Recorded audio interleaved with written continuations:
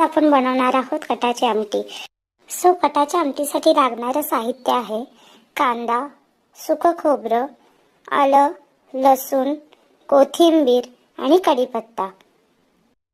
गॅसवर तवा गरम करून घ्यायचा आणि त्याच्यामध्ये थोडंसं तेल टाकायचं। तव्यावर कांदा लालसर होईपर्यंत मस्त भाजून घ्यायचा। त्याच्यामध्येच लसूण आणि आलं हे सुद्धा भाजून घ्यायचं। त्याच्यानंतर खोबरं सुद्धा लालसर होईपर्यंत मस्त भाजून घ्यायचं। नंतर हे सगळं मिश्रण मिक्सरला बारीक वाटून घ्यायचं। कटाच्या आमटीसाठी आपण जे पुरण बनवण्यासाठी चणा डाळ शिजवतो तर त्याचं पाणी यूज करायचं।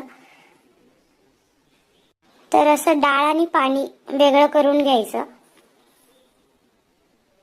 कटाच्या आमटीसाठी पातेल्यामध्ये 2 ते 3 चमचे तेल घ्यायचं आणि हे गरम करून घ्यायचं। त्याच्यानंतर कढीपत्ता आणि मोहरीची फोडणी द्यायची।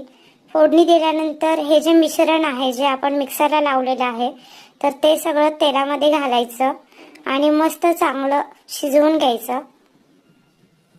त्याच्यामध्ये तिखट, चवीनुसार मीठ आणि थोडासा गरम मसाला घालायचा आणि हे चांगलं शिजवून घ्यायचं।